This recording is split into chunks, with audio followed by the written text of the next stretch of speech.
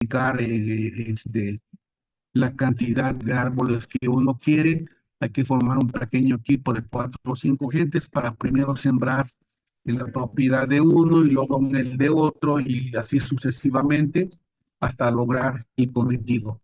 Eh, Quien guste, por supuesto, se puede acercar a nosotros o nos puede mandar un mensaje y con gusto designamos una persona que pueda apoyarles para ese tema. También les comentó del tema de emergencias médicas. Efectivamente, tenemos un espacio en el WhatsApp con el que estamos apoyando a los ganaderos a lo que es el diagnóstico, bueno, la consulta, el diagnóstico y se está recetando la medicina o lo que proceda para apoyar al ganadero. Nos buscan mucho, solo tienen que mandarnos sus datos, mandar una imagen y explicar cuál es el problema que tiene y se destina un profesional que está con ustedes. Aún así, y después de ello tenemos laboratorios móviles que están apoyándole en estos casos también. Y el último, por supuesto, y muy importante, es que cada jueves y viernes estamos teniendo estos cursos. Estamos a la demanda de lo que ustedes necesiten y estamos para apoyarles. ¿Ya quedó, licenciada Eva? Bien, listo, ingeniero Tomás. Ingeniero Tomás, ¿está listo? Hola, ¿qué tal? ¿Sí me escuchan? Sí, ya, ya. ¿Qué tal, Bueno, ingeniero muchas Gumaro? Muy gracias. buenas tardes. Ingeniera Eva, muy Gracias, buenas tardes. muchas gracias. Buenas Muy tardes a buenas todos. tardes a todos los participantes. Estamos a la orden. Gracias. Bueno, pues a nombre del gobierno del estado de Veracruz, de la Subsecretaría de Ganadería y Pesca y Dirección General de Ganadería, les damos una cordial bienvenida a este evento virtual.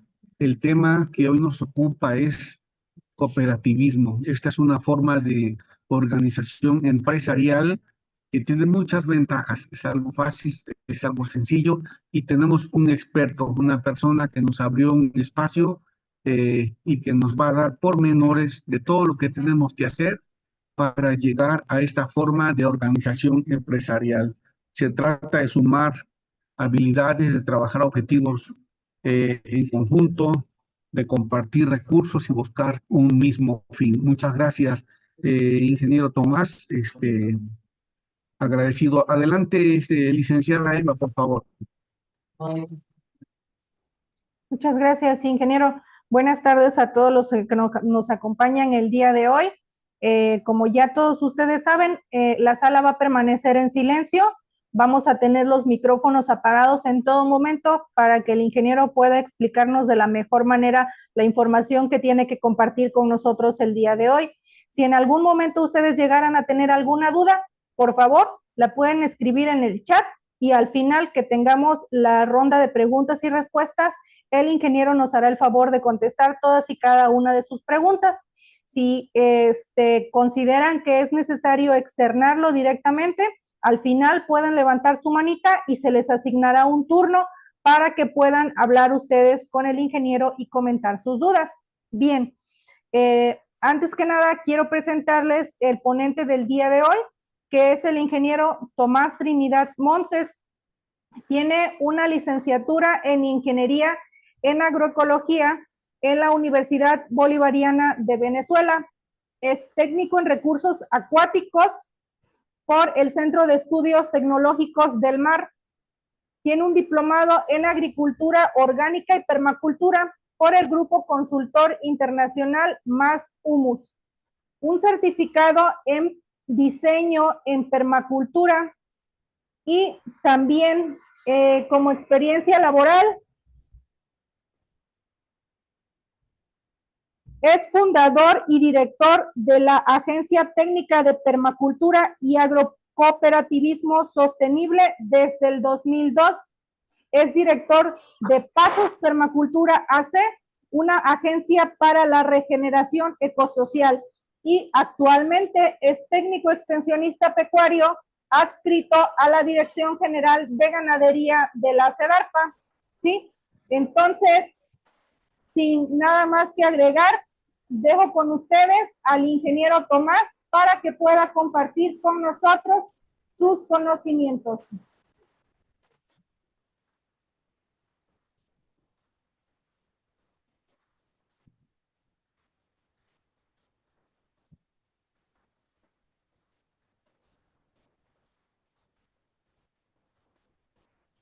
Hola, ¿qué tal? Muy buenas tardes a todos los asistentes a este taller virtual que organiza la Subsecretaría de Ganadería y Pesca por instrucciones del médico Humberto Amador Zaragoza y los diferentes directores y subdirectores adscritos a esta Subsecretaría de Ganadería y Pesca, a mis compañeros de la Subsecretaría. Muy buenas tardes a todos. Vamos a compartir un tema que en lo personal me apasiona mucho, que tiene que ver con la organización socioproductiva del sector agropecuario. Y en específico vamos a hablar del régimen de sociedades cooperativas.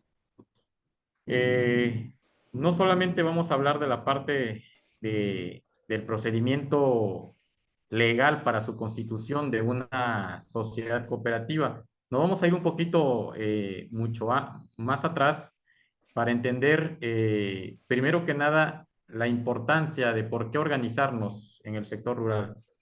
Entonces, al final, o incluso me pueden interrumpir durante la presentación si alguien tiene alguna duda, alguna inquietud o algún comentario que hacer, yo creo que sin problema se puede abrir el micrófono para poder compartir la inquietud o la pregunta que tengan. Vamos a iniciar. No sé si por ahí la ingeniera Eva me puede apoyar a iniciar con la presentación. Esta presentación la dividí en tres grandes temas. Una que tiene que ver primero con el tema de la importancia de la organización en el sector productivo, en el sector agropecuario. Otro segundo tema que tiene que ver específicamente sobre el cooperativismo, ¿no?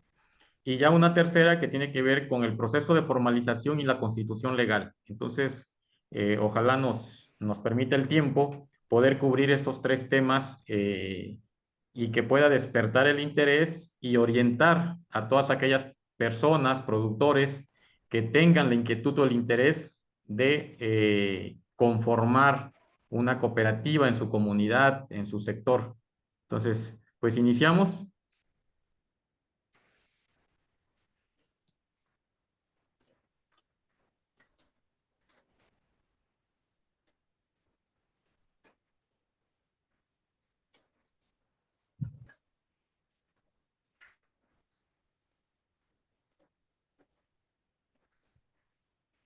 Ok.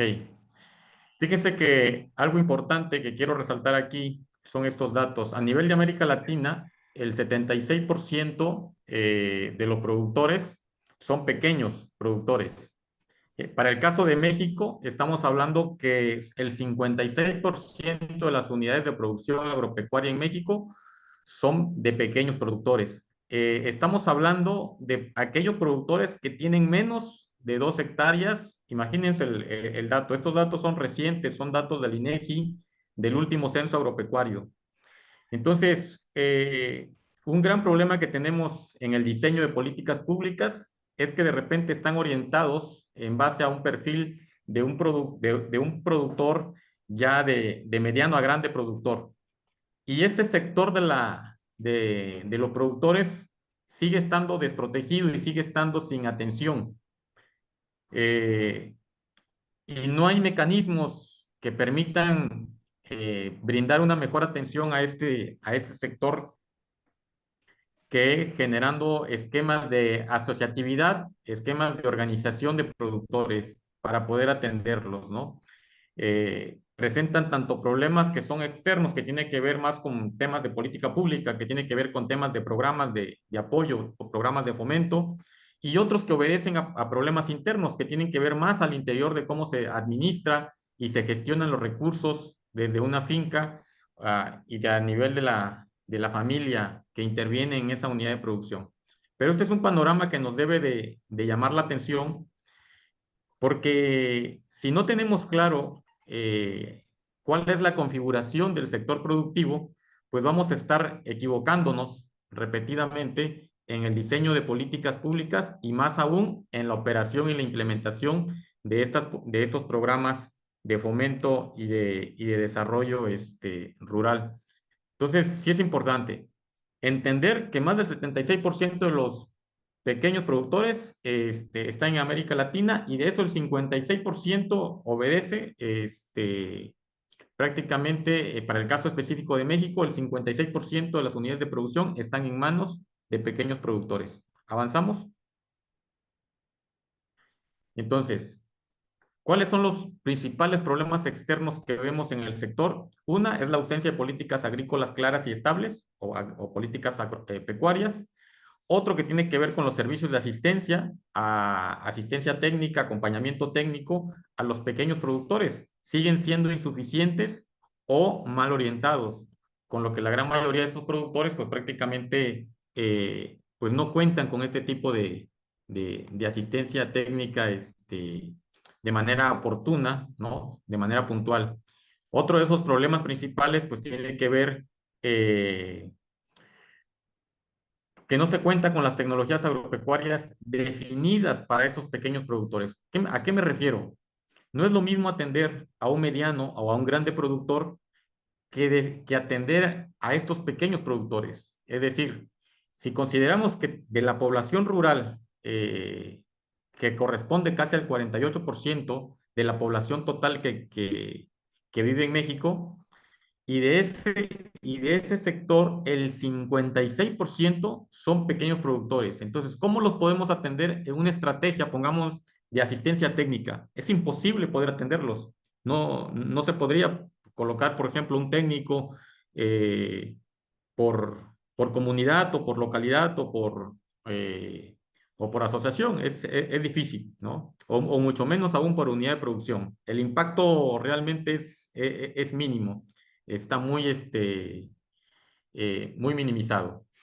Por ahí nos comenta Oscar Bonilla, dice, con inteligencia colectiva. Sí, justo de eso se trata. Justo se trata de cómo organizamos las políticas públicas y los esquemas de atención y de asistencia técnica con mecanismos y formas de organización mucho más eficiente, ¿no? Tenemos que ser mucho más eficientes y eficaces en el momento de la implementación de estas políticas públicas.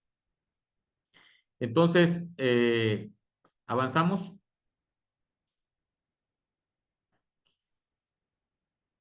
Dentro de los problemas internos, observamos que estos pequeños productores no están capacitados para identificar las causas internas. Así, me refiero a poder identificar esos problemas, así, poder diagnosticarlos de manera correcta. Otro de los problemas que tienen estos pequeños productores es que no están capacitados para administrar sus propios ranchos, sus fincas, de una manera eficiente, de manera que puedan utilizar de manera plena y racionalmente los recursos más abundantes que tienen en sus predios, ahorrando en este caso, pues introducir tecnologías apropiadas y menos dependientes de insumos externos, sino cómo podemos generar los ciclos de nutrientes y cómo podemos interconectar todos los sistemas y subsistemas de producción que tenemos al interior de la finca, ¿no? ¿Avanzamos?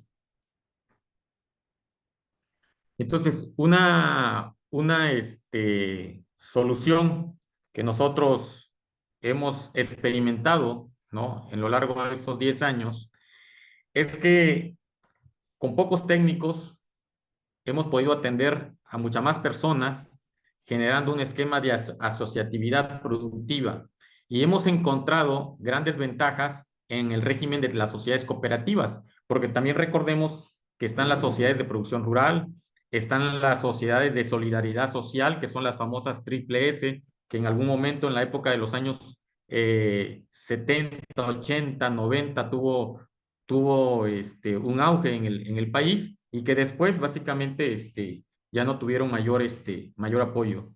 Pero digamos que de las que destacan más en el campo mexicano, estamos hablando de las sociedades de producción rural, que son las SPRs, las sociedades de solidaridad social, que son las famosas triple S, y de ahí están las sociedades cooperativas. Entonces, de esas, de acuerdo al marco legal vigente, de acuerdo a la miscelánea fiscal actual, nosotros consideramos que las cooperativas tienen grandes ventajas, ¿no? Pero ¿qué es una cooperativa? Para las personas que escuchan por primera vez este término, cuando hablamos de una cooperativa, es la unión, es la suma de esfuerzos de diferentes personas, en este caso de diferentes productores, que comparten una visión común, que tienen un propósito compartido y que se dejan guiar por este propósito bajo principios y valores que abonan a construir procesos productivos que satisfagan sus necesidades y que mejoren sus condiciones de vida, bajo un esquema totalmente democrático, autónomo, con valores de sostenibilidad, de equidad y de justicia socioambiental. Entonces, hoy en día nosotros y prácticamente todo el movimiento cooperativo internacional considera estos valores que son fundamentales, ¿no? El tema de la sostenibilidad, el tema de la equidad y el tema de la justicia socioambiental. Ya quizás hace 20, 30 años no se hablaba de estos valores o principios del cooperativismo, hoy en día han tomado mayor relevancia. Entonces, definimos, una cooperativa es esa suma de esfuerzos, ¿no? Esa suma de voluntades y esa suma de recursos materiales, ¿no? Recursos financieros para un propósito en común, para una visión en común, que básicamente se sintetiza en mejorar las condiciones de vida del sector rural o de la población rural. ¿Avanzamos? ¿Por qué una cooperativa? Ya lo decía hace un momento, ¿no?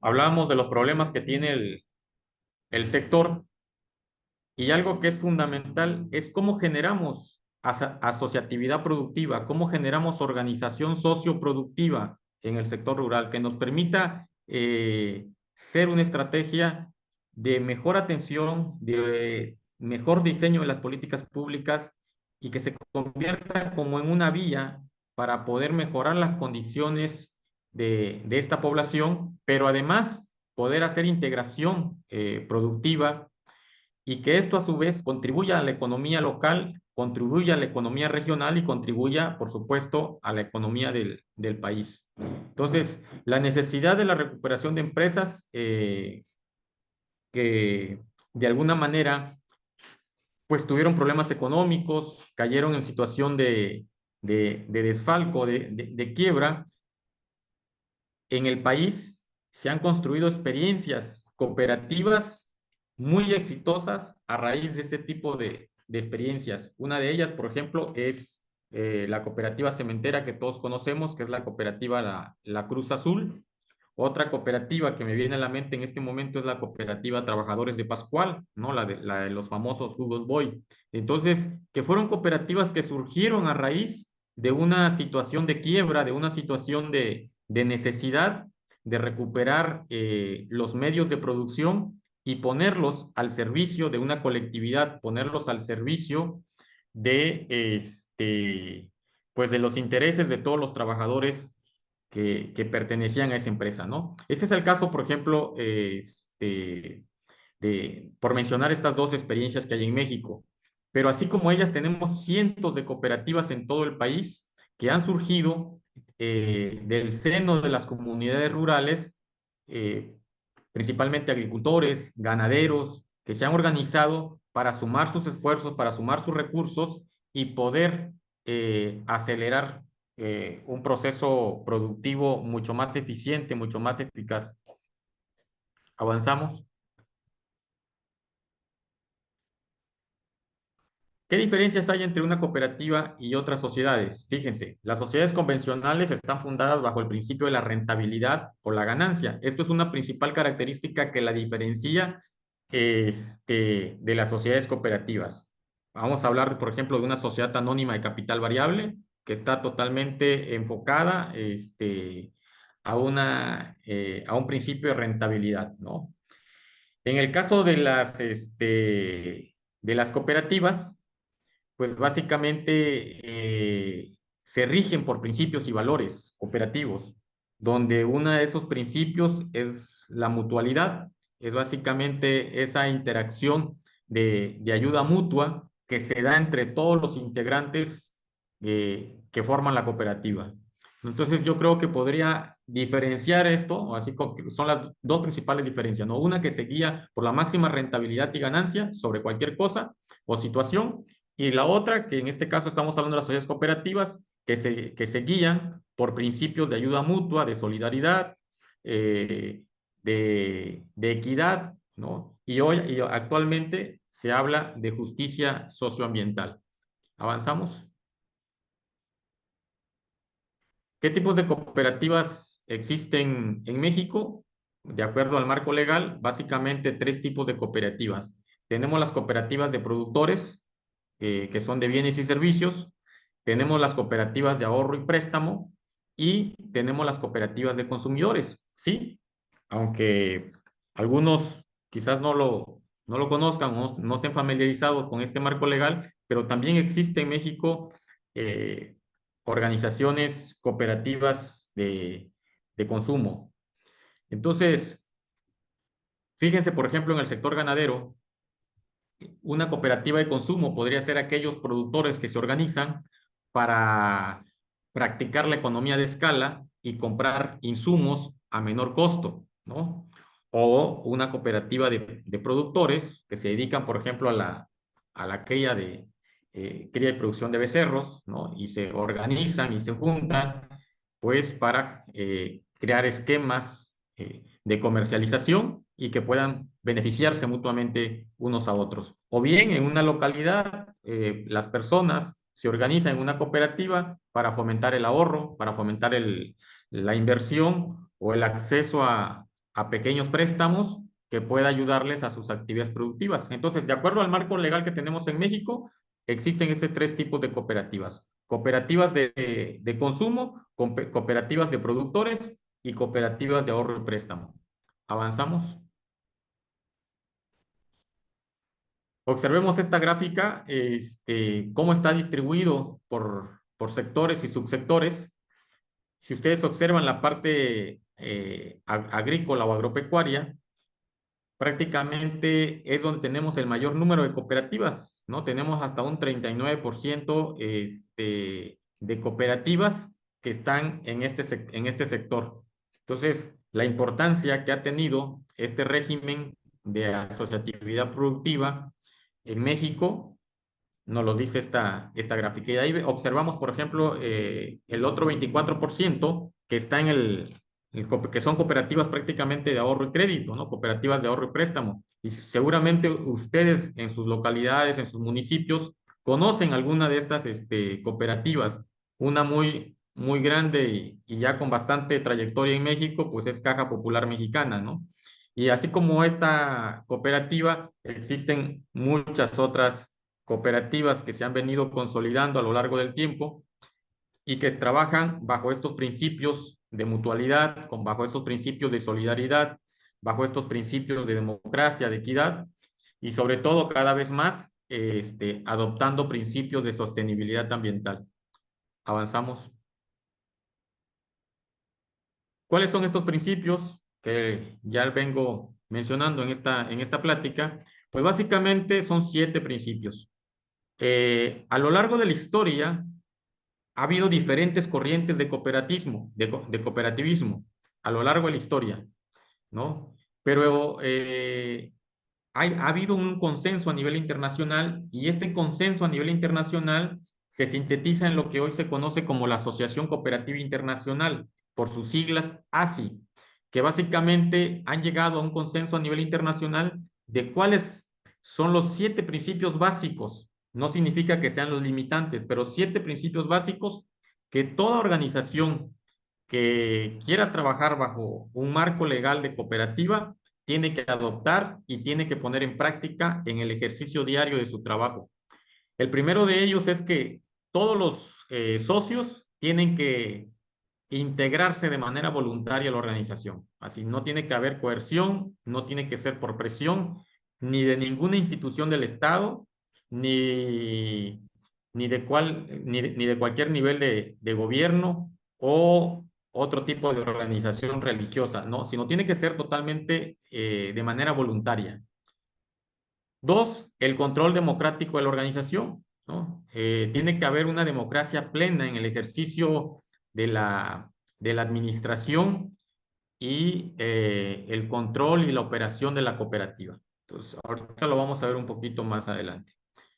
El tercer principio es el de participación económica de todos los miembros. Es decir, no es que vaya a venir alguien que vaya a subsidiar o algún donante que vaya a decir yo les voy a donar para que ustedes se organicen en cooperativa, sino un principio que debe regir desde los inicios de la organización de una sociedad cooperativa, tiene que ser el que todos tienen que aportar su esfuerzo, todos tienen que aportar su trabajo y también, si es necesario y se requiere, y están las condiciones de todos los socios, tienen que aportar pues valor financiero, valor monetario para pues las necesidades y todos los requerimientos que la cooperativa, que la nueva organización vaya a tener.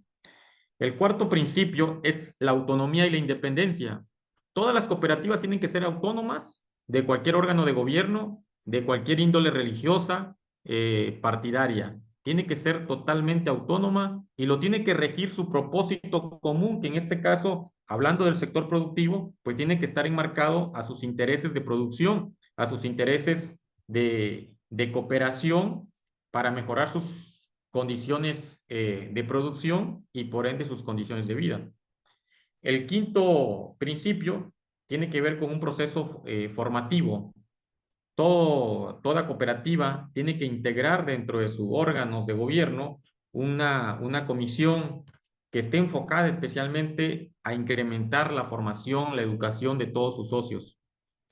El sexto principio es este principio de interacción, de interconexión, de interdependencias prácticamente entre las cooperativas, ¿no? De intercooperación entre las cooperativas. Hay uniones de cooperativas, existen federaciones de cooperativas y como les mencionaba al principio de esta lámina, existe a nivel internacional asociaciones de cooperativas por segmento y a nivel de tipos de cooperativas también. Y el último principio de ellos que tiene que ver con la responsabilidad social, el tema del compromiso con la comunidad, el compromiso con el territorio, el compromiso con la gente en todos los aspectos, ¿no? En el aspecto social, en el aspecto económico, en el aspecto ambiental. Tiene que asumir la cooperativa una dinámica de responsabilidad socioambiental con la comunidad. Entonces, estos son 7 principios que son importantes que todos aquellas personas, aquellos productores que quieran organizarse en una cooperativa deben de conocer. ¿Avanzamos? Aquí lo volvemos otra vez a observar, ¿no? Nada más como para ir precisando, adscripción abierta y voluntaria a la organización, control democrático de la organización, participación económica de los miembros, autonomía e independencia, educación, formación e información, cooperación entre las cooperativas y compromiso con la comunidad. ¿Avanzamos? Y aquí están los valores del cooperativismo. El primero de ellos es el tema de la ayuda mutua. Esa es una de las gran diferencias entre una sociedad cooperativa y cualquier otra tipo de sociedad de acuerdo al marco legal que tenemos vigente en nuestro país. El segundo es el tema de la responsabilidad. El tercero, valor importante, el tema de la democracia, ¿no? El cómo se eligen a sus representantes, cómo se tienen que llevar a cabo asambleas de manera periódica, las asambleas ordinarias, las asambleas extraordinarias. Entonces es importantísimo el tema de la democracia para que pueda ocurrir un buen funcionamiento y no se desvíe de los intereses colectivos de la organización. El tema de la igualdad. Hoy en día hablar de equidad e igualdad es súper importante y más a nivel de una organización cooperativa. ¿Cuál es el valor que le vamos a dar para la participación de todos los géneros, ¿no? Ya no solamente hablar de mujer-hombre, sino incluso de todos los géneros. Tiene que ser de manera muy incluyente, muy inclusiva, de tal forma que esos valores se hagan presente y estén vivos en cada organización. Y por último, el tema de la solidaridad, ¿no? Un espíritu que creo que si me preguntaran cómo sintetizo el tema del espíritu del cooperativismo, tendríamos que hablar de solidaridad, ayuda mutua y equidad, democracia. Así, en este círculo de valores está el espíritu de toda cooperativa. Si una cooperativa únicamente se constituye de acuerdo a los términos de la Ley General de Sociedades Cooperativas, pero no lleva en su práctica de la organización estos valores, pues podrá estar constituido como una cooperativa, pero no está siendo en los hechos una sociedad cooperativa. Y seguramente va a estar lejos de poder cumplir el propósito para el cual fue creado o para el cual sus promotores la promovieron. Avanzamos. Y algo importante, que hoy no se puede hablar de cooperativismo si no se habla de sostenibilidad. Por eso, si ustedes observaban al principio de la primera lámina, hablamos de agrocooperativismo sostenible. Hoy tenemos que hablar necesariamente de sostenibilidad si hablamos de organización cooperativa. Y cuando hablamos de sostenibilidad, lo quiero sintetizar de manera muy simple, de manera muy práctica. Hablar de sostenibilidad, entendamos esto como la capacidad, ¿no?, de vivir dentro de un tiempo de regeneración de la naturaleza en función de la extracción de recursos que estamos haciendo de ella. Si me ayudan a darle clic a la lámina.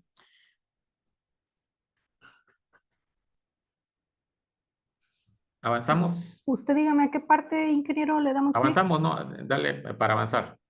Tienen que salir unas flechas. Ok, le damos siguiente. Es decir, regresemos, hasta allá, está bien. Regresemos. Hablar de sostenibilidad es vivir dentro de la capacidad regenerativa de la biosfera. ¿A qué me refiero con esto? Es decir, cuando nosotros extraemos recursos, llámese minerales del suelo, por ejemplo, ¿no? O madera de un bosque, a la naturaleza le lleva un tiempo para que se pueda regenerar, para que pueda regenerar esos recursos. Cuando hay un equilibrio, ¿no? Cuando hay un equilibrio entre los recursos que extraemos y el tiempo que le llevan a la naturaleza en regenerarse, básicamente estamos diciendo que estamos viviendo dentro de esa capacidad regenerativa de la biosfera. Y yo sintetizo, así para mí, para mi comprensión, que la comparto con ustedes, esto es sostenibilidad. ¿Qué sucedió? Nosotros, los seres humanos, la sociedad humana, ha generado un desequilibrio porque no hemos respetado o no hemos generado los mecanismos para que respetemos el tiempo de consumo de recursos naturales y el tiempo de regeneración de esos recursos naturales, ¿no? Vamos a darle avance a la siguiente lámina y lo vamos a observar qué ha estado pasando. Por ejemplo, a partir de los años 70, ¿no? Le damos a avanzar, Inge. Avanzamos. Ahí está. Fíjense, a partir de los años 70, el hombre, la sociedad humana, a partir del desarrollo tecnológico, empezamos a adquirir mayor capacidad de consumo, ¿no? Aumentamos prácticamente la velocidad de consumo de estos recursos naturales versus la velocidad de regeneración de la naturaleza. Entonces, extraíamos de manera más rápida los recursos que el tiempo que le lleva a la naturaleza poder regenerarse. Esto empezó a observarse de manera más clara a partir de la década de los 70. Entonces, la naturaleza tiene la propia capacidad de regenerarse. Tiene la capacidad de regenerarse. Por ahí pregunta Oscar Bonilla si la naturaleza se regenera. Sí, por supuesto que la naturaleza se regenera. Tiene sus propios mecanismos de regeneración. Lo que nosotros hemos abusado es en nuestras formas de producción y nuestras formas de extracción de estos recursos, llámese agua, llámese suelo, llámese minerales, llámese madera, ¿no? Cada vez estamos extrayendo de manera más rápida un tanto gracias a esa capacidad adquirida del desarrollo tecnológico de las sociedades. ¿Avanzamos?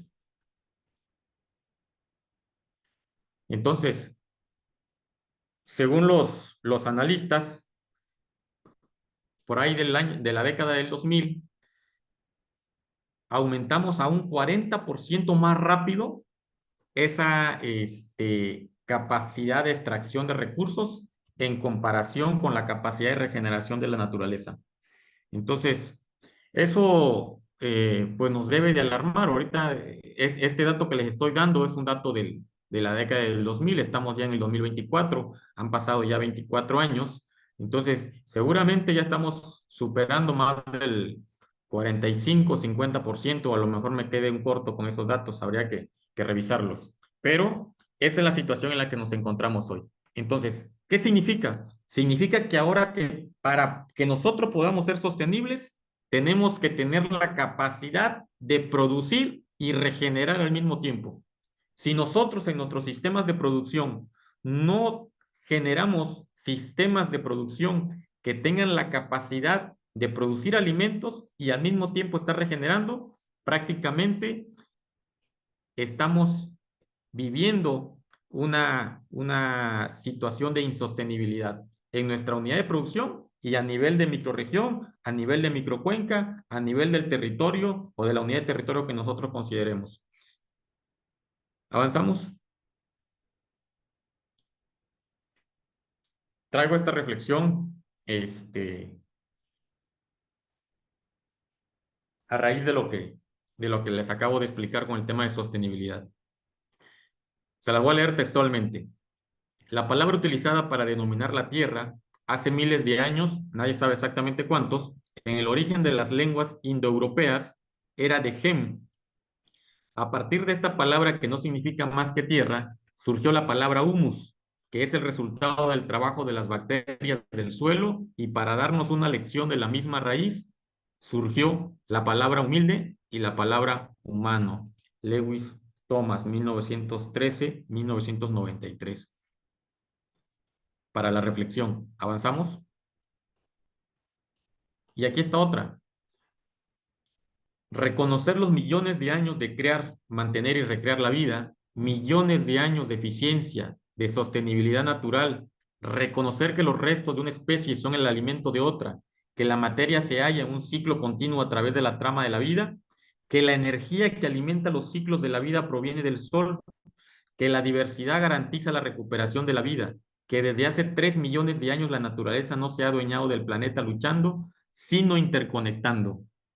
Con esta reflexión, ¿qué les quiero decir? Tenemos que aprender nosotros los seres humanos de lo que la naturaleza nos enseña y nosotros nos negamos a aprender. Entonces, tenemos que interconectarnos, tenemos que interactuar a partir de un proceso de cooperación, ¿no? Más que de segregar, tenemos que aprender los seres humanos a cooperar. ¿Avanzamos? Entonces, qué alternativas podemos comentar respecto a la sostenibilidad? Vamos a ver. Una de ellas es mejoramiento en la planificación de las actividades y la administración de nuestros predios. Aprovechar las oportunidades de desarrollo, hacer óptimo el uso de los recursos existentes en las unidades de producción pecuaria, distribuir la utilización ordenadamente, ¿no? Estamos hablando de tierra, mano de obra, animales, y con ello los recursos disponibles podrían ser utilizados racionalmente. Produciríamos resultados en la plenitud de sus potencialidades y de esta manera, evidentemente, los agricultores, los ganaderos, al utilizar mejor lo que tienen, se volverían menos dependientes del subsidio, del financiamiento, de los apoyos, tanto gubernamentales o de donantes de origen prácticamente pues de organizaciones filantrópicas, ¿no? Otro aspecto importante es la capacitación de todos los miembros de la familia. Aquí ya no solamente vamos a hablar del productor hombre, del productor varón, ¿no? Sino todos, desde los hijos, jóvenes, la pareja como tal, ¿no? Que administra la unidad de producción. Otro tema importante dentro de la capacitación es cómo generamos entusiasmo y arraigo en estas poblaciones o en este sector de la población, ¿no? Entonces, hay un tema que tenemos que priorizar, que es el de desarrollo de las capacidades. Todo programa, si no considera el tema de desarrollo de las capacidades de los productores, prácticamente está condenado al fracaso. El únicamente dar o proveer apoyos de manera asistencialista ya no va a resolver ningún problema que tengamos en el sector rural o en el sector productivo, ¿no? Lo hemos visto durante años de nuestro quehacer profesional y esto, año con año, un productor puede recibir apoyos o subsidios y simplemente no va a salir de su condición de enajenación y de subdesarrollo o de una agricultura o una ganadería de subsistencia. Va a estar condenado al fracaso. Cuando al productor se le da el acompañamiento en un proceso de desarrollo de capacidades, de desarrollar habilidades, ese productor o ese grupo de productores va a generar otras condiciones y va a romper ese ciclo vicioso. Avanzamos. Otro aspecto importante para la sostenibilidad es la diversificación productiva. La diversificación productiva y la integración entre los subsistemas agrícola, pecuario, forestal, acuícola incluso. Ahorita estamos promoviendo mucho el tema de esta diversificación productiva en las áreas, en los territorios que estamos trabajando y colaborando con la Subsecretaría de Ganadería, ¿no? Y pues también es una indicación, es una orientación también pues el responsable de la política pública de la ganadería en Veracruz, el médico Humberto, ¿no? Nos ha insistido en que tenemos que promover una diversificación productiva en todas las unidades de producción pecuaria. Entonces, esta parte de la diversificación productiva es clave para alcanzar o lograr una sostenibilidad, ¿no? Es fundamental. Le va a permitir producir alimentos para la propia familia durante los 365 días al año y al mismo tiempo va a estar generando una recuperación de la propia vida al interior de la unidad de producción. Estamos hablando de biodiversidad y recuperar la propia fertilidad natural del suelo. Y por supuesto, reduciendo los impactos de insectos plagas y reciclando y transformando todos los residuos, ¿no? Generando ahorita que está muy de moda este concepto de economía circular, pues básicamente se trata de eso, ¿no? De cómo generamos o aplicamos estos principios de la economía circular a nivel de finca, a nivel de unidad de producción. El tema de los polinizadores y también cómo a partir de esta diversificación productiva aumentamos la generación de los ingresos. Otra alternativa importante es la adopción de medidas elementales en la recuperación y la conservación de los suelos. Recuperar la capacidad y la fertilidad de los suelos es fundamental, ¿no? En el caso, por ejemplo, de ganadería, rediseñar los pastizales, sobre todo aquellos en los que los suelos tienen un grado de pendiente que es más susceptible a la erosión. Entonces, aquí tenemos que generar esquemas como sistemas de curvas a nivel, ¿no? Sistemas silvopastoriles, evitar el laboreo excesivo.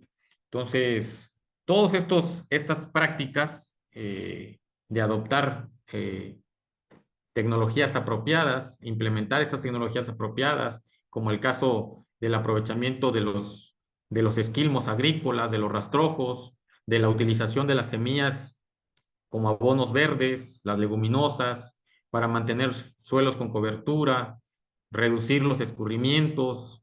Toda esta diversidad de prácticas son clave para alcanzar la sostenibilidad a nivel de rancho, a nivel de finca y a nivel de un territorio comunitario. Entonces, estos cuatro aspectos que menciono y otros más son importantes para que nosotros podamos alcanzar la sostenibilidad. ¿Avanzamos?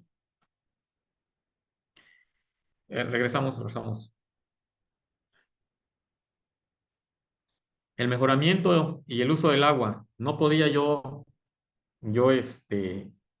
obviar este tema, ¿no?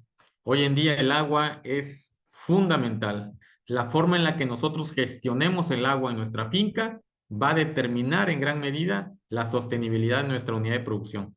Si nosotros no estamos haciendo una buena gestión para, no solamente para el uso, sino incluso desde el momento de cómo captamos o aprovechamos el agua que pase a través de escurrimientos por nuestra unidad de producción. Cómo generamos sistemas de reservorios de agua para la época en la que tengamos mayor estiaje, en la época en que tengamos los periodos de sequía.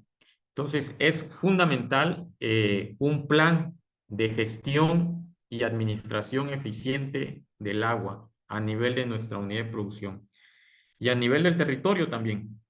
Y por otro lado, el uso de semillas, ¿no? El uso de semillas que estén adaptadas, ¿no?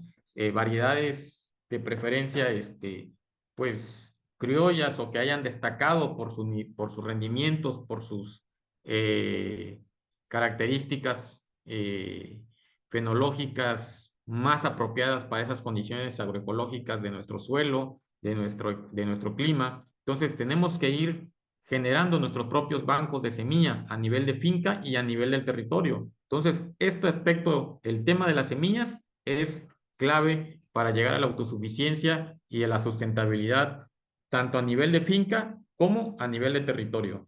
Y dentro del tema de las políticas públicas, tiene que estar. ¿Avanzamos? Avanzamos. Entonces, ya vimos la necesidad de la organización de los pequeños productores. Ya vimos un poquito el aspecto de por qué una sociedad cooperativa. Ya vimos también el aspecto de por qué la sostenibilidad, por qué hablar de cooperativismo y sostenibilidad o agrocooperativismo sostenible. Ahora vamos a dar un breve recorrido por cuáles son estos pasos que son fundamentales para poder organizarnos. ¿Avanzamos? Siempre es importante, siempre es importante para aquella persona que tiene interés en promover una cooperativa en su comunidad, en su familia, porque también hay cooperativas familiares, es que siempre tenemos que iniciar por un propósito. Siempre tenemos que iniciar por un propósito. ¿Por qué? Porque en aquellas situaciones de conflicto es el propósito el que nos va a regresar otra vez a la ruta, al camino. Aquí les pongo una imagen, por ejemplo, de un camino que nos conduce a la cima de una montaña, ¿no? Entonces, cuando nosotros definimos el propósito, ¿para qué nos vamos a organizar? ¿Para qué nos vamos a juntar? Ya estamos dando básicamente un paso en firme sobre lo que queremos lograr. Y este propósito tiene que tener dos aspectos fundamentales. Uno, una visión común, así un sueño común de todos los posibles candidatos a socios de la cooperativa y una misión compartida, así que todos estemos inmersos en la actividad o o en la misión que queramos cumplir de manera colectiva. Entonces, la guía va a ser siempre ese propósito. Cada vez que nos estemos perdiendo en el camino, la guía nos va a regresar nuevamente. ¿Y cuál es esa guía? Es un propósito, es tener un propósito común, un propósito donde todos tengamos un sueño colectivo. Ahora, ya tenemos el propósito, ¿no? Si ya nos juntamos 5, 6, 7, 8, 10 personas, o 20, 30, 100 personas, y llegamos a unificar esos criterios, ¿no? Si logramos a compartir esa visión común, esa misión compartida, entonces tenemos que generar un plan, ¿no? Necesitamos un plan. Y este plan básicamente tiene dos aspectos fundamentales. Una que son las estrategias y otra de cuáles van a ser las acciones. Cuáles van a ser las acciones que nosotros vamos a implementar para alcanzar ese propósito y esa visión común que todos tenemos. Entonces, esto es fundamental. Más allá del aspecto legal, que esto es relativamente sencillo, lo más complicado y lo más difícil del éxito de una organización cooperativa está centrado en lo que yo llamo esto la primera piedra. Si nosotros desde un principio tenemos claro esta parte, ya dimos un paso en firme. ¿Avanzamos? Entonces, ¿por qué? ¿Por qué llevar a cabo un proceso de planeación participativa o un proceso de planeación estratégica participativa?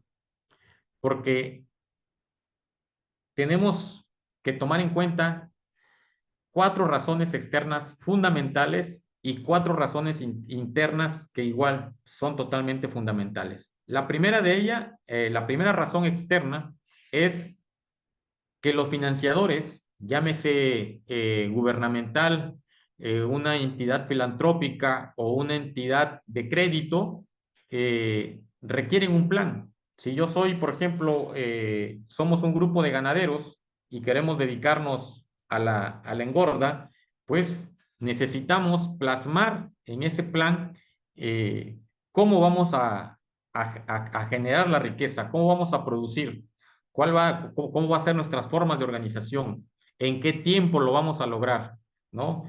En 1, en 2, en 3 años, en 4, en 5 años, ¿no? Entonces tenemos quiénes lo van a hacer, ¿no? Entonces toda esa parte tiene que estar integrado en un documento, en un plan.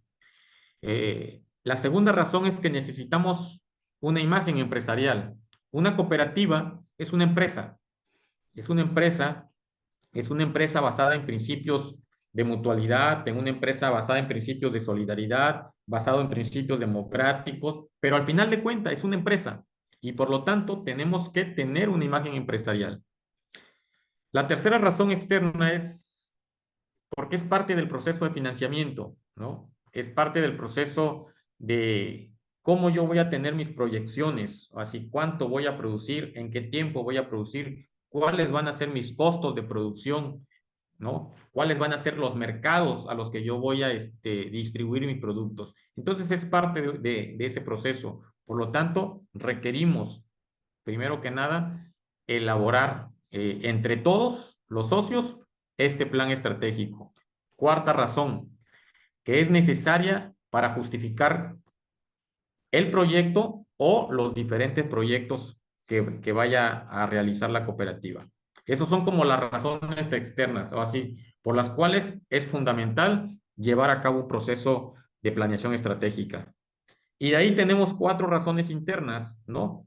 La primera de ellas es necesario dejar de hacer todo, tenemos que organizarnos. Lo decía hace un rato, tiene que haber comisiones, ¿no? Comisión de educación, ¿no? La comisión de resolución de conflictos, la comisión técnica, y así se van generando comisiones tanto como sean necesarias para poder realizar el trabajo o los trabajos que vaya a realizar la sociedad cooperativa. Segundo, necesitamos establecer prioridades, así tenemos que tener claros los objetivos y las metas qué es lo que vamos a hacer como organización cooperativa, como empresa cooperativa. Y por otra tercera razón a nivel interno es crear una unidad bajo un mismo propósito, ¿no? Entonces, tiene que haber un mando totalmente claro, ¿no? De cómo se van a delegar las tareas y las responsabilidades al interior de la organización cooperativa. Y la cuarta razón de las razones internas es que se desea hacer un alto para evaluar y analizar. Es decir, si nosotros generamos desde el principio una serie de objetivos, de metas, al paso de un tiempo, vamos a poder tener elementos para poder evaluar y dar seguimiento a esas tareas o a esas acciones que se plantearon o se proyectaron desde el momento que se hizo el plan. Entonces, estas son las principales 4 razones externas y las principales 4 razones internas por las cuales es necesario, antes de pasar por un proceso constitutivo, tener claro como grupo esto. Aquí nos vamos a dar cuenta como grupo si realmente queremos trabajar como de manera organizada como una sociedad cooperativa. Aquí y en este proceso es un primer filtro, ¿no? Donde los productores van conociendo si realmente lo que quieren es formar una cooperativa o no, en base a eso, ¿no? Hasta aquí todavía no hay ningún documento legal que nos mantenga, digamos, unidos o que nos cohesione. Hasta aquí estamos en esa fase de organización, de formalización del grupo de trabajo, ya dando pasos en firme hacia la organización cooperativa. ¿Avanzamos? Entonces, estas fases de planeación, básicamente se sintetizan en cinco fases importantes. Una de ellas es organización y preparación de diseño, ¿no? La visión práctica que va a tener la cooperativa. Tener bien analizado y claro los obstáculos y los retos. Tener bien definido las directivas estratégicas y de ahí pasamos a la quinta fase, que es la implementación ya enfocada. Es decir, ya tenemos un enfoque claro hacia dónde va a ir la organización cooperativa. ¿Avanzamos? Y de ahí, pues tenemos que definir la visión general, ¿no? Tenemos que tener claro cuáles son esas tendencias y esas oportunidades que tenemos, así como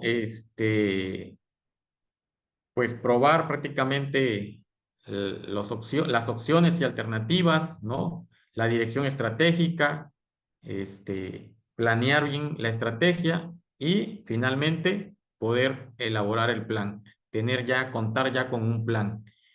Aquí hasta este punto ya el grupo de trabajo que se ha conformado tiene ya claridad de por qué conformarse como cooperativa y hacia dónde quiere ir una vez que se alcance ese primer objetivo. ¿Avanzamos?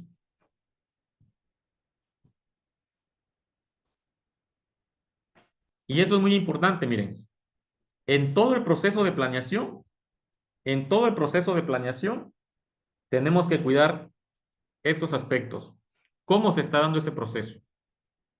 En nuestra experiencia, hemos visto que aquellos procesos de planeación verticales terminan fracasando al primero, al segundo o máximo al tercer año. Terminan fracasando. Es decir, ¿a qué nos referimos con un proceso de planeación vertical? ¿No? Es aquel donde hay una persona que le dice, llega un grupo, le dice, vamos a conformar una cooperativa. Fíjense que si nos conformamos en una cooperativa, vamos a tener mayores posibilidades de apoyo por parte del gobierno o vamos a poder soltar un crédito con la financiera.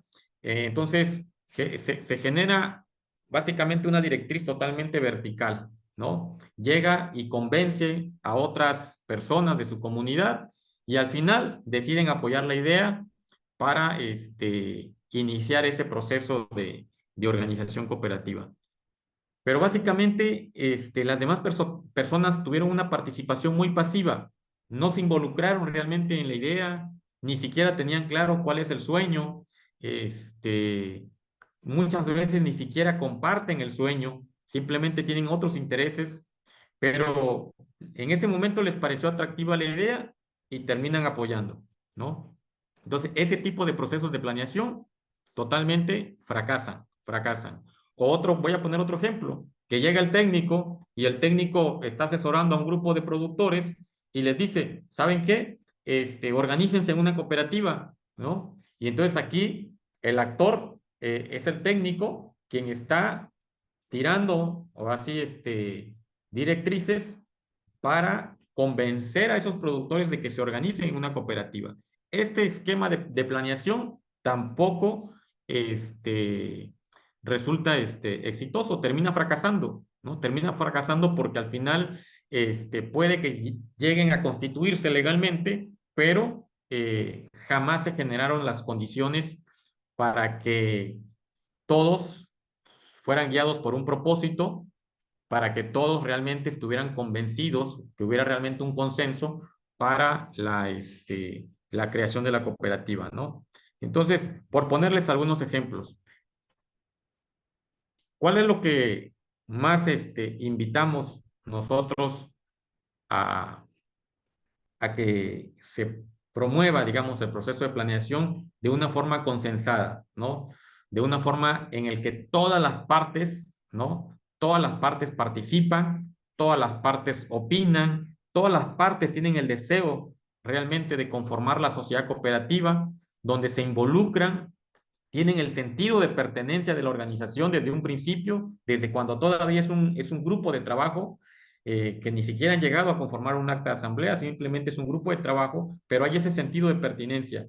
Tienen participación activa, tienen su opinión cuentan, y entonces hay un proceso como más horizontal, más de consenso, en el que incluso puede llegar a haber conflictos, pero el conflicto no es sinónimo de fracaso. El conflicto incluso muchas veces lo medimos como un indicador de que pues hay un proceso democrático, ¿no? En el que hay discusiones, hay diferencias de ideas, hay diferentes posturas, pero que al final se llega a construir un consenso y se avanza hacia la construcción y organización de la cooperativa. Ese proceso de planeación por consenso es el que mejor resultados en la práctica hemos observado que llega a alcanzar objetivos importantes. ¿Avanzamos? Entonces, dentro de este proceso podemos destacar los siguientes componentes, ¿no? Una que es, pues, este primer proceso, ¿no?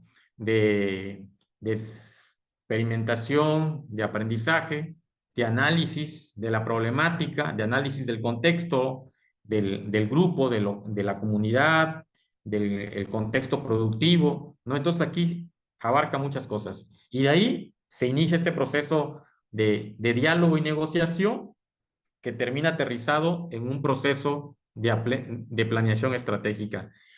Cuando se dan estos componentes, estamos prácticamente sentando las bases, ¿no? Sentando las bases de un cooperativismo democrático, sostenible, ¿no? Solidario, que está básicamente llevando a cabo esos principios y esos valores del cooperativismo que revisábamos hace un momento. Avanzamos. Entonces, regresando a esas fases de la planeación, pues estamos viendo aquí ya así cómo vemos en esa primera fase el tema de las razones externas, internas, ¿no? A quién incluimos, quién se incluye, ¿no? En la visión práctica, cómo estamos viendo el tema de elaborar de manera conjunta la misión, ¿no? Para el propósito, para qué nos estamos juntando, ¿no? Y qué pasaría si no hiciéramos esa organización cooperativa, ¿no? Y de ahí también definiendo qué papeles vamos a desempeñar a nivel de la localidad, a nivel del territorio, a nivel de nuestras propias familias. Y en la tercera fase, ¿no? El ciclo de la vida de qué programas, ¿no? Qué proyectos, qué actividades. También analizamos quiénes son nuestros competidores, quiénes van a ser nuestros aliados, ¿no? Así como vamos a tener aliados, tanto a nivel gubernamental, a nivel de la sociedad, a nivel de otras cooperativas o de otras empresas, también enfocado a nuestra actividad productiva, pues también vamos a tener competidores, ¿no? Y también tenemos que analizar esos retos o esos obstáculos que en un momento dado se presenten. De ahí el tema de las directivas estratégicas, ¿no? Tenemos que ir prediciendo, así básicamente, pues tendencias futuras, tenemos que ir diseñando las estrategias, los medios de verificación, ¿no? Identificar prácticamente y diseñar todos esos supuestos y acciones. Y por último, la fase ya de la facilitación de generar esos consensos, ¿no? Y generar prácticamente, dar el paso hacia la formalización y constitución de la empresa. ¿Avanzamos? Entonces, repasando lo que acabamos de observar ahorita, ¿no? ¿Cuáles son esos pasos para formalizar un grupo cooperativo o un grupo que va enfocado a conformarse como una sociedad cooperativa? El primero de ellos tiene que ser la organización socioproductiva a nivel de comité promotor. Aquí puede ser un comité promotor, lo ideal es que siempre sea un comité promotor, que no sea una sola persona, sino que sean mínimo 3, 4 personas los que empiecen a generar las condiciones para esa organización socioproductiva, ¿no? Conformar ese grupo, ¿no? de trabajo, promover un taller de planeación participativa entre todos ellos para realmente, pues, evaluar si todos están guiados bajo el mismo propósito, si todos realmente comparten el mismo sueño colectivo, si todos realmente están enfocados en las acciones que se pretende organizar. Y de ahí el resultado va a ser la integración de un primer plan estratégico, que es lo que va a dar origen a la empresa cooperativa, ¿no? En esta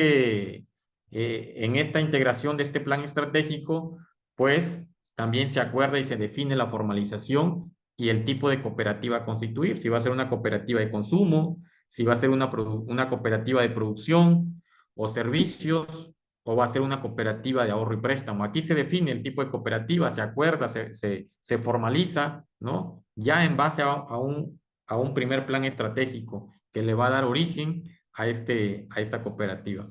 Y de ahí, el siguiente paso es la elaboración del anteproyecto de estatutos cooperativos, ¿no? En función de la Ley General de Sociedades Cooperativas. Todas las cooperativas se rigen por su propia ley, el marco legal mexicano. Existe una ley, que es la Ley General de Sociedades Cooperativas, y también hay algunos artículos importantes de la Ley de Sociedades Mercantiles que también hay que considerar en la elaboración de este anteproyecto de estatutos cooperativos. Hay que revisar el tema de las misceláneas fiscales que estén vigentes. Entonces, se revisan la ley agraria, ¿no? que estén vigentes, y se lleva a cabo la elaboración de este anteproyecto de estatutos cooperativos, ¿no? Se busca el apoyo, el acompañamiento de algún experto en la materia para poder integrar un buen anteproyecto de estatutos cooperativos. Entonces, estos son básicamente los primeros pasos que tenemos que dar para formalizar un grupo que quiere constituirse. ¿Avanzamos? Y de ahí, ¿cuáles son los pasos para la constitución legal? ¿No? Una vez que ya pasamos por todo ese proceso, ahora tenemos que ya lanzar la primera convocatoria de la Asamblea Constitutiva, ¿no? Se hace la convocatoria, se hace pública en los términos que marca la ley. Por ahí nos dice Oscar, dice, ya existe la ley de economía social. Sí, sí, existe una ley de economía social y solidaria. Existe, de hecho, el INAES, el Instituto Nacional de Apoyo a la Economía Social, lo que antes fue el FONAES. Actualmente, después de FONAES, evolucionó al INAES. Hoy actualmente existe el INAES. Por cierto, ahora el 11 de este mes va a haber un evento en la Ciudad de México muy importante, pues para promover todo el tema del sector de la economía social. El tema del cooperativismo forma parte del sector de la economía social. Entonces, pero regresando a los pasos de la constitución legal, ¿no? Entonces estamos que lanzamos la convocatoria, se lleva a cabo la realización de la asamblea constitutiva. En esta asamblea constitutiva van a ocurrir algunos aspectos o decisiones muy importantes. Una, se tiene que aprobar el proyecto de estatutos, ¿no? Todos los socios tienen que conocer y aprobar el proyecto de estatutos, ese del cual hablábamos hace un momento. Ese anteproyecto ahora se va a convertir ya en lo que va a ser los estatutos de la cooperativa. Y en esta asamblea se tienen que aprobar. Asimismo, por ahí nos hacen una pregunta, ahorita la respondemos. Asimismo, también en esta asamblea constitutiva se tiene que nombrar por primera vez a los órganos directivos. Y los órganos directivos principales o básicos son, una, el Consejo de Administración, que debe estar integrado por un presidente, un secretario y un tesorero. Tiene que integrarse también un Consejo de Vigilancia, que tiene que estar integrado por un presidente y mínimamente 2 secretarios, ¿no? Tiene que integrarse también las diferentes comisiones que mandata la ley, ¿no? La Comisión de Educación, la Comisión de Conflictos, ¿no? Y también otra comisión muy importante es la Comisión de Previsión Social, que es muy importante, que lo considera y también se tiene que definir los fondos que deben de crearse. Un fondo importante es el fondo de reserva, que es importante que tiene que crear. Entonces, en esta primera asamblea constitutiva se nombran a los órganos directivos, al Consejo de Administración, al Consejo de Vigilancia, se nombran a las diferentes comisiones y se aprueba el proyecto de estatutos. Y se define, nuevamente aquí se ratifica y se define qué tipo de cooperativa se va a constituir y se definen los posibles nombres que se van a solicitar a la Secretaría de Economía. Entonces se hace una solicitud de denominación o razón social a la Secretaría de Economía. Hace muchos años esto lo manejaba la Secretaría de Relaciones Exteriores. Actualmente ya pasó a manos de la Secretaría de Economía. Ahorita le vamos a explicar cuál es ese procedimiento. Posteriormente, el siguiente paso es la protocolización del acta ante un fedatario público. Y acá hay algo importante que resaltar, que para el caso específico de las sociedades cooperativas puede ser un presidente municipal, un secretario municipal o un juez de circuito, puede ser fedatario público para el caso específico de dar fe pública de la realización de esa asamblea constitutiva y protocolizar esa acta. Entonces, eso hace que se puedan ahorrar los recursos de un notario público o de un corredor público. Eso es muy importante que lo tengan presente aquellas personas que estén interesados en conformar una sociedad cooperativa. Una vez tengamos esta acta, pasamos a la inscripción al Registro Federal de Contribuyentes, ¿no? Para obtener el RFC, el Registro Federal de Contribuyentes. Esto es un trámite totalmente gratuito. Se hace un previo proceso de preinscripción en una plataforma, en la plataforma electrónica del SAT, y posteriormente se acude a un módulo del SAT para concluir este proceso de inscripción al Registro Federal de Contribuyentes para que la cooperativa, la persona moral, obtenga su cédula fiscal, su constancia de situación fiscal, y también en ese mismo trámite va a obtener la firma electrónica de la persona moral. Entonces, ese es el siguiente paso. Posteriormente, una vez se obtenga esto, viene otro paso que es importante, que es la inscripción al Registro Público de Comercio, ¿no?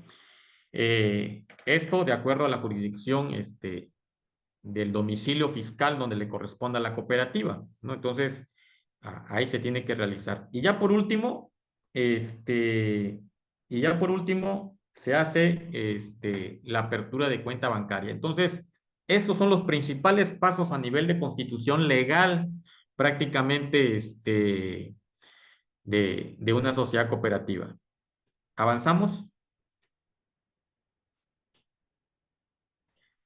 Aquí, por ejemplo, les muestro, ¿no?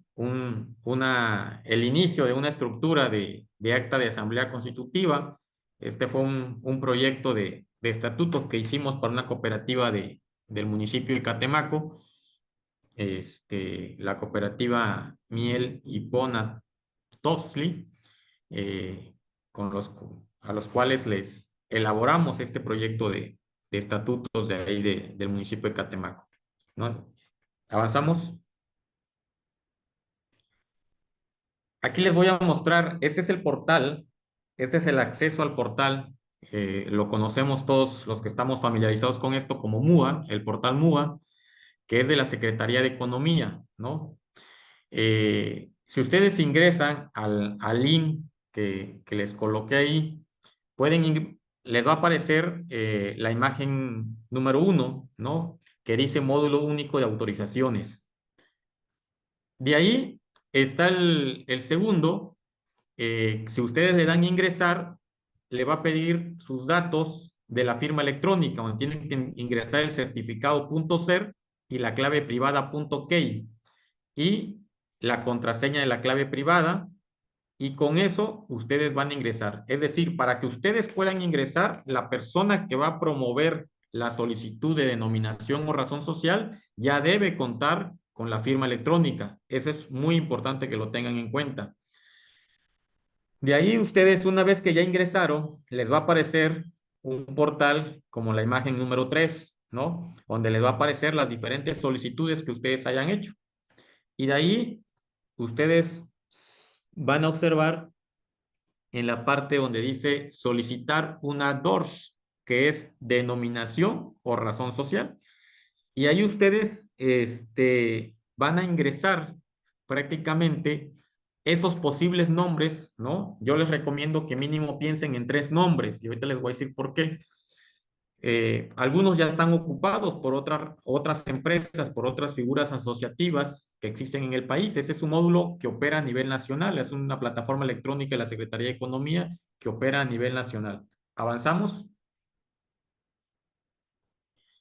Y entonces, si ustedes colocan el nombre, por ejemplo, yo aquí les puse un ejemplo, ¿no? No se alcanza a leer ahí, pero dice Ganaderos del Sur, y le di continuar, me marca ahí procesando información, y de ahí adelantito en el número 6 me dice, viabilidad de tu solicitud, dice, no es posible procesar tu solicitud en virtud de que es idéntica a una previamente solicitada.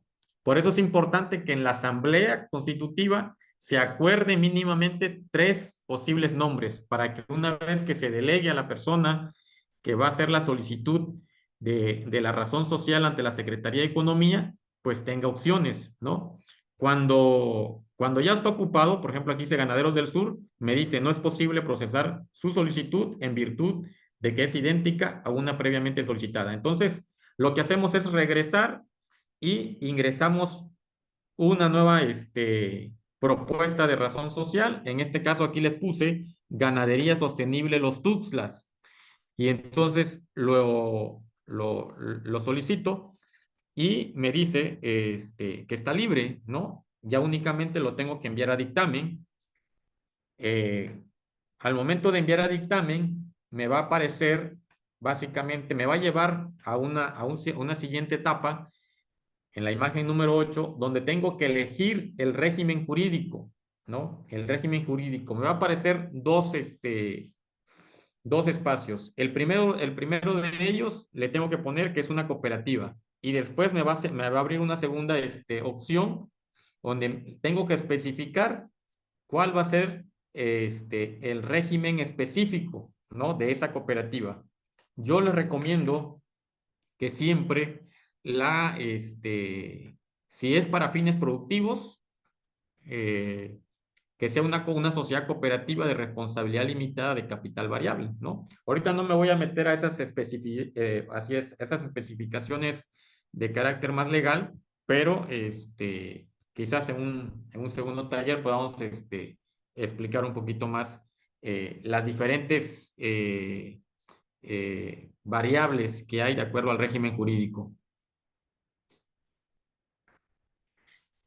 Por ahí veo que están haciendo preguntas en el chat. Ahorita vamos a responder todas sus preguntas. No se preocupen, ¿no? Ya mero terminamos la presentación. Entonces avanzamos. Yo aquí les recomiendo que sea SCDRL DCB, que es Sociedad Cooperativa de Responsabilidad Limitada de Capital Variable. Después les va a salir que elijan ustedes una notaría pública. Aquí por default les va a salir esa parte. Entonces, yo aquí les recomiendo que elijan a un notario de la circunscripción de ahí de su lugar, para que el portal les permita avanzar, ¿no? Entonces seleccionan al que ustedes conozcan, no necesariamente tienen que ir a protocolizar con un notario público, como se los observaba hace un momento. Lo pueden hacer con el presidente municipal o el secretario municipal de su municipio. Entonces le damos continuar y prácticamente se va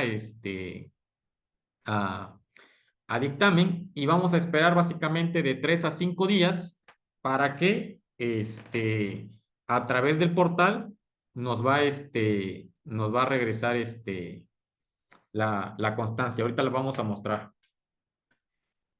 De ahí, también para el caso de la preinscripción de personas morales, también es un trámite totalmente gratuito que ya hoy en día se hace a través de los portales electrónicos del SAT. La primera fase, que es la fase de preinscripción de personas morales, y posteriormente hay que acudir al módulo. Igual aquí les menciono así rápidamente, ¿no? Entramos a la parte donde dice trámites del RFC en el portal general del SAT. Y ahí en esa parte de trámite le vamos a poner preinscripción de personas morales. Nos va a pedir más que nada, en primer momento, los datos de identificación, ¿no? De ahí nos va a pedir el nombre de la sociedad que que queremos dar de alta. Nos va a pedir después el domicilio. El domicilio, aquí es importante que vamos a registrar el domicilio fiscal, o así el domicilio donde vamos a tener prácticamente radicada la sociedad, ¿no? Y es importante que lo que pongan aquí esté de acuerdo a su comprobante de domicilio. Entonces, esos datos tienen que salir idéntico a los que tengan en el comprobante de domicilio. De ahí en el apartado 4, pues nos va a pedir prácticamente todos esos datos del domicilio. Los que mantienen asterisco, obviamente es obligatorio, no nos va a permitir avanzar el sistema si no rellenamos esos datos. ¿Avanzamos? Y aquí igual, vamos requisitando, es de manera muy intuitiva toda la plataforma, los datos del representante legal. Es importante que el que ya va a quedar como representante legal, previamente debió haber adquirido, debió haber estado de alta, y previamente ya debió contar con su firma electrónica. Eso es un dato muy, muy importante, ¿no? Porque se lo va a pedir el sistema. De ahí, aquí esta partecita, el 7 y el 8, es muy importante, miren, porque tiene que ver con las actividades económicas, especialmente para el tema del sector ganadero. Pues tenemos que poner de dónde van a venir nuestros ingresos. Si nuestros ingresos vienen especialmente de la ganadería al 100%, pues lo ponemos que viene al 100%. Si además de la ganadería, la agricultura o la pesca, nos vamos a dedicar a otra actividad, ¿no? Pues hay que ir viendo cuáles son esos porcentajes. Eso también mucho más adelante, una vez que ya esté dado de alta la sociedad, se puede modificar, ¿no? Entonces eso se puede modificar más adelante. Y aquí el SAT sí nos pide que seamos bastante específicos cuál va a ser nuestra actividad principal, así eso que estamos colocando de acuerdo al porcentaje de la generación de ingresos. Por ejemplo, si me voy a dedicar a la cría y engorda de vacas, ¿no? Reses o novillos para venta de su carne, es decir, lo tengo que especificar tal cual como está en el SAT. Eso sí es importante que lo revisemos. Aquí yo les pido, pues que se acerquen con una persona, que tenga conocimientos contables y que les pueda dar una mínima orientación de acuerdo a la actividad que ustedes van a realizar como sociedad cooperativa. ¿Avanzamos? Y posteriormente es importante después la inscripción al registro público del comercio. Haz de cuenta que ya, ok, ya obtuviste tu constancia de la denominación social, ya protocolizaste tu acta, ya tienes tu RFC. Ahora vas a ir al registro público del comercio y la vas a inscribir, ¿no? Actualmente igual ya hay una plataforma, pero aquí sí necesariamente tienen que acudir a las oficinas del registro público del distrito judicial que les corresponda, de acuerdo al domicilio fiscal donde va a radicar la cooperativa. ¿Avanzamos? Entonces, aquí nada más como de su conocimiento, les muestro aquí el tablero de la plataforma del Registro Público del Comercio, pero todo esto, yo les recomiendo se acerquen a las oficinas directamente del Registro Público del Comercio con toda la documentación que previamente ya han obtenido. Adelante. Y con esto, pues yo quiero terminar, pues diciendo que básicamente lo siguiente, ¿no? Voy a leer textualmente. Así, afirmo que el principal factor de producción debe ser el conocimiento adecuado y no tanto el recurso abundante. Tendrán más posibilidades de éxito los productores que sepan solucionar sus problemas con organización y no tanto los que tengan con qué hacerlo. Disponer de recursos materiales no será suficiente si los productores no tienen los conocimientos y están organizados para aprovechar las potencialidades y oportunidades de desarrollo que existen en sus predios y sus comunidades. Entonces, México está pasando por una etapa muy importante de transformaciones y el sector rural no se puede quedar atrás. Pero si algo hemos venido aprendiendo y reafirmando en estos últimos 10 años, es que el mayor sector de la población productiva está en los pequeños productores. El problema es de que esas potencialidades no se han estado aprovechando por falta de organización productiva. Entonces tenemos que generar esas condiciones de asociatividad productiva, esas condiciones de organización socioproductiva, ¿no? Con un buen acompañamiento técnico, con un buen acompañamiento de desarrollo de capacidades, más un tercer elemento que es el financiamiento.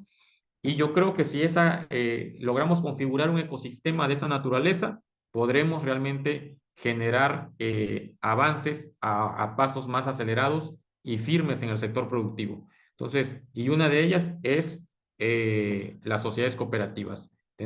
Pero sociedades cooperativas que vengan de un proceso organizativo sólido, democrático y que surja del interior de las comunidades. Con esto terminaría yo mi ponencia, mi presentación. Ahora sí, ingeniera Eva, pues estoy a las órdenes para responder las preguntas que pudieran surgir de los asistentes. Muchísimas gracias, ingeniero, por toda la información que nos compartió el día de hoy. Efectivamente, ya hay bastantes preguntas aquí en el chat. Vamos a empezar con las primeras. Dice Marbella Delgado Herrera, ¿para una cooperativa de producción se rige por la ley agraria?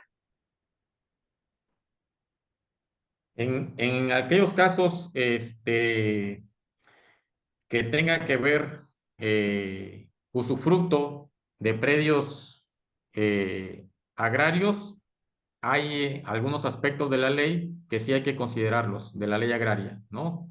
Sobre todo cuando estamos hablando de terrenos rústicos o terrenos de uso común o parcelas ejidales que se van a poner usufructo y que va a haber contratos de usufructo de socios hacia la cooperativa. Es importante que esos contratos se inscriban en el Registro Agrario Nacional, en el RAN. Y entonces, pues ahí hay aspectos de la ley agraria que sí hay que considerar. Muchísimas gracias, ingeniero. La misma Marbella pregunta, ¿para el acta constitutiva le puede dar fe el presidente municipal? Sí, ya lo mencionaba en la presentación, sí, es posible. Está contemplado en la Ley General de Sociedades Cooperativas. Muchas gracias, ingeniero. Roy David dice, excelente ponencia, ingeniero Trinidad, felicidades, muchísimas gracias. Gracias, estimado ingeniero Roy. El MBZ José Luis Comi dice, si el secretario del ayuntamiento da fe y legalidad del acta constitutiva, ¿esta se tiene que renovar cada cambio de administración? No. Eso básicamente una vez que constituye, es para siempre. Si vienen próximas asambleas en las que nuevamente se elaboran actas y hay modificaciones de estatutos, el ingreso o separación de socios, esa acta sí se tiene que nuevamente protocolizar, sí se tiene que dar fe pública, y en este caso específico sí tiene que ser a través de un corredor público o un notario público.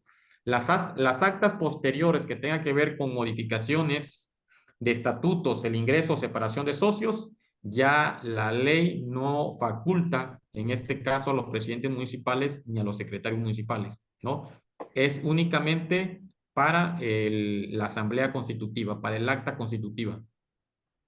Muchas gracias, ingeniero. Uriel Vargas Hernández dice, ¿siguen vigentes las figuras de las cooperativas escolares de producción? Dice, tenemos una constituida y registrada en el SAT, pero sin actividad desde su registro hace más de 15 años. De hecho, se registró, pero nunca ha tenido actividad ni productiva ni fiscal. En este caso, les recomiendo que se acerquen al SAT primero para revisar cómo está su situación fiscal, para ver si a lo mejor los anteriores administradores no suspendieron actividades. Puede ser que únicamente tengan suspensión de actividades en el SAT. Y si no, simplemente pueden nuevamente ponerse al corriente con todas sus obligaciones fiscales, digamos, incluso las declaraciones fiscales en cero si no tuvieron actividad durante todos estos años, para poder actualizar y poner nuevamente en activo esa sociedad. Muchísimas gracias, ingeniero. Aquí dice Samsung SM, gracias por la información. El mínimo monetario de capital para la Constitución, ¿cuál es? Para el caso de las cooperativas no hay un mínimo de capital, de acuerdo a lo que establece la ley. Sin embargo, es importante que los socios tengan que adquirir un certificado de aportación, mínimo un certificado de aportación. Yo en este caso recomiendo que mínimamente puedan establecer un monto de 1,000 pesos por socio, ¿no? 1,000 pesos por socio, digamos que en el acta así se establezca como valor nominal de los certificados de aportación. Muchísimas gracias, ingeniero. Oscar Bonilla dice, ¿debe tener un aporte para la planeación de créditos futuros? ¿Es pregunta o comentario? Es un comentario. Ok. Es básicamente, si estamos pensando a futuro contraer algún tipo de financiamiento o crédito, pues un aspecto que evalúan muy importante es el capital social de la empresa, ¿no? Así los activos financieros de la empresa. Entonces, en función de eso, sí es importante que haya un plan de incremento, digamos, de esos activos y esos capitales. Muchísimas gracias, ingeniero. Nicole Naranjo nos comenta, ¿a partir de cuántas personas se puede hacer una cooperativa? Esta es una pregunta muy importante. De acuerdo a lo que establece la ley, mínimo son 5 personas. Así, a partir de 5 personas en adelante, ya se cubre el requisito del número de socios para poder constituir una sociedad cooperativa. Mínimo 5 personas, mínimo 5 productores. Yo les recomiendo que siempre que el comité promotor mínimo considere por lo menos 6, porque a veces luego en el proceso, si nos quedamos con el mínimo, luego pues a veces por conflictos o simplemente el cambio de intereses de algún socio puede dejar con un número menor o inferior a eso. Muchas gracias, ingeniero. Bueno, fue la última pregunta. No sé si alguien más tenga alguna pregunta, algún comentario, alguna sugerencia, algo que quiera externar. De no ser así, no sé si usted, ingeniero, tenga algún comentario final. No, pues ninguno, estamos a la orden, estamos a la disposición. Ahí, creo que por ahí está mi número de teléfonos para aquellos que pues tengan como entre sus planes organizarse en una sociedad cooperativa, en una empresa cooperativa. Estamos a la mejor disposición de poder brindar el acompañamiento, la orientación para que alcancen este propósito, ¿no? Muchas gracias, ingeniero. Hay otra pregunta aquí en el chat de Gabriela. Dice, si son 5 o 6 socios, ¿se pueden repetir cargos? Al inicio, sí, básicamente, en el caso del consejo de administración, pues obviamente no, ahí no aplica. Pero, por ejemplo, alguien que está en el consejo de administración puede ocupar, por ejemplo, la responsabilidad de una comisión, ¿no? Por ejemplo, puede ser secretario y al mismo tiempo ser el responsable de la comisión de educación, por ejemplo, cuando estamos hablando de sociedades cooperativas con un número de socios muy reducidos, puede darse esa dualidad de funciones, pero siempre y cuando sea así, ¿no? Muchas gracias, ingeniero. Darwin Ramos nos está preguntando, ¿cuántos productores sería recomendable o puede atender un técnico en campo? Miren, va en función de cuál sea como el programa de acompañamiento que se quiera lograr, ¿no? Cuando hablamos, por ejemplo, de territorios, pues va en función más que nada como de una estrategia de acompañamiento enfocado a desarrollar capacidades en los productores y podamos hablar quizás que un técnico podría tener, un técnico con la experiencia podría tener la capacidad de atender hasta un universo de unos 200 productores sin ningún problema, pero con una estrategia clara y organizada de qué se quiere lograr, ¿no? Muchísimas gracias por compartirnos todo este tema el día de hoy, ingeniero. Fue realmente maravilloso poder escucharlo. Y antes de terminar, ingeniero Gumaro, no sé si le gustaría hacer algún comentario final a usted. Sí, muchas gracias, ingeniero Tomás Trinidad, como siempre. La información está muy bien desmenuzada. Sus dudas están siendo muy bien aclaradas. Muestra mucha experiencia en el tema. Gracias por su conocimiento, ingeniero. Gracias, ingeniero, estamos a la orden. Gracias a todos los asistentes. Por ahí había 71. ¿Cuántos se registraron, licenciada Eva? ¿Tenemos el número? Sí, ingeniero, vamos a revisar por si alguien hace falta. Por favor, nos apoyen con el registro. Tenemos 63 personas en lista de asistencia y vi por ahí hasta 73 personas conectadas. Okay. Entonces, les voy a dejar nuevamente en el chat la liga de registro para que todos aquellos que no se han registrado, por favor, nos apoyen regalándonos sus datos. Y también les dejo la liga del chat de WhatsApp, donde la Dirección General de Ganadería comparte con ustedes los cursos virtuales y presenciales que se tienen agendados. ¿Algo más, ingeniero, que comentar? Pues gracias a usted, sé que suspendió un evento que tenía hoy por apoyarnos. Gracias porque usted conoce bien estos protocolos y debemos de cumplirlos. Recuerden que cada jueves y viernes tenemos eventos virtuales, están a la demanda de ustedes. En ese chat que les mencionó la licenciada Eva, ustedes pueden mencionar qué temas son los que debemos de considerar.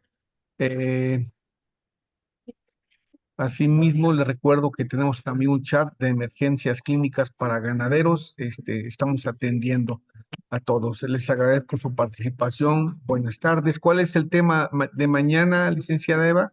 Por favor. El día de mañana a las 5 de la tarde nos vemos con el tema importancia e inclusión de la mujer en la ganadería veracruzana, impartido nuevamente por la ingeniero Mariela Flores Zamudio a solicitud de todos aquellos que no pudieron asistir el día en que la ingeniero Mariela nos hizo el favor de compartirlo. Entonces, pues, muchísimas gracias a todos por... Muchas gracias.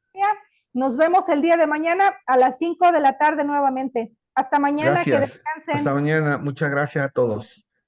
Gracias.